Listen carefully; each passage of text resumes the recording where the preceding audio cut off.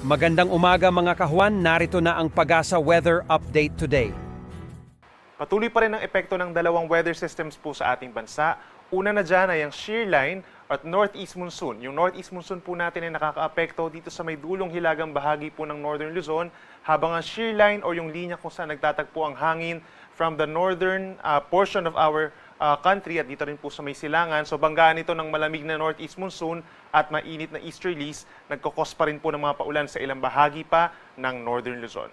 Base naman sa ating latest satellite animation, wala po tayong inaasahang bagyo na papasok ng ating Philippine Area of Responsibility within the next 5 days, pero hindi pa rin natin inaalis yung tsansa na may mabuong low pressure area sa may silangan po ng Mindanao along the Intertropical Convergence Zone dito po sa may silangan ng Mindanao. Dahil pa rin sa epekto ng northeast monsoon or amihan, asahan pa rin po ang makulimlim na panahon at may hinang pag-ulan dito po sa may Batanes, habang ang shear line nakakaapekto naman sa Cagayan, Isabela at dito sa malaking bahagi ng Cordillera Administrative Region. So ibig sabihin po, magiging kalat-kalat yung mga pag-ulan pa rin at mga thunderstorms doon, kahit mag-ingat po sa mga posibleng pagbaha at pagguho ng lupa. Ang natitirang bahagi ng northern Luzon, particularly sa Ilocos Region, asahan din ang epekto ng northeast monsoon, kahit medyo mababa din po yung ating mga temperatures doon at meron lamang pulupulong mahinang ulan, habang ang central and southern Luzon, kabilang na ang Metro Manila, andyan pa rin po ang bahagyang maulap at minsan maulap na kalangitan. Madalas yung mga pag-ulan natin sa may Quezon, Aurora, at dito rin po sa may Bicol Region as early as this morning, at mga pulupulo lamang na ulan for the rest of central and southern Luzon. Temperature natin sa Metro Manila mula 24 hanggang 32 degrees Celsius at sa Baguio City naman malamig pa rin po mula 17 to 22 degrees Celsius. Sa ating mga kababayan sa Palawan at sa malaking bahagi ng Visayas, andyan pa rin ang bahagyang maulap at minsan maulap na kalangitan, lalo na sa may eastern and central portions of Visayas, at sasamahan pa rin ito ng mga pulupulong mga paulan. Usually nagtatagal lamang ito ng 1 hanggang 2 oras dahil pa rin yan sa localized thunderstorms, madalas po yan pagsapit ng hapon. Temperature natin sa malaking bahagi ng Kabisayaan mula 26 to 32 degrees Celsius at hanggang 32 degrees din po ang maximum temperature sa lalawigan ng Palawan. Sa ating mga kababayan po sa Mindanao, andyan pa rin ang fair weather conditions in many areas. May mga areas din po na umaga pa lamang ay medyo makulimlim ng panahon, pero kung may mga pag-ulan man, hindi naman ito tuloy-tuloy. Pagsapit ng hapon hanggang gabi, mas maraming lugar sa Mindanao, lalo na sa may gitnang bahagi, ang magkakaroon ng mga isolated rain showers or thunderstorms na usually nga po ay hindi naman nagtatagal.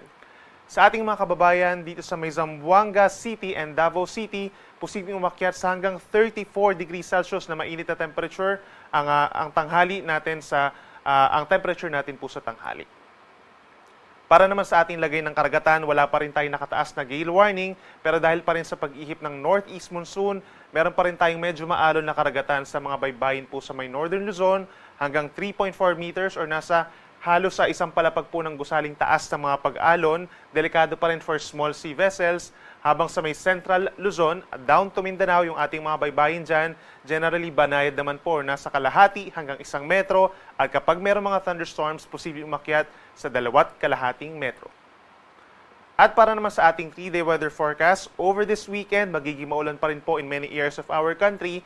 Umaakyat yung shear line natin, so aasahan pa rin sa may Batanes and Babuyan Islands ang kalat-kalat na mga ulan and thunderstorms, habang malaking bahagi ng Eastern Visayas and Mindanao, asahan po yung mas madalas na tsansa ng mga ulan. Hindi naman siya tuloy-tuloy, pero minsan malalakas po ito, no? So make sure over this weekend, isama yung plano natin, isama yung mga pag-ulan sa mga plano natin, at magdala ng payong bilang pananggalang po sa mga pag-ulan.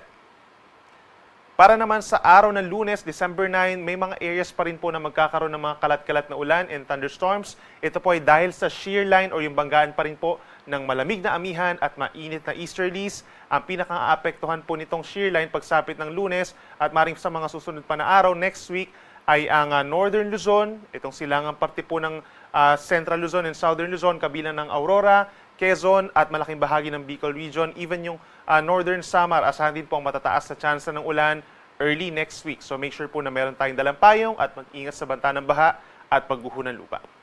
Sunrise natin ay 6:08 in the morning at sunset mamaya ay 5:26 ng hapon.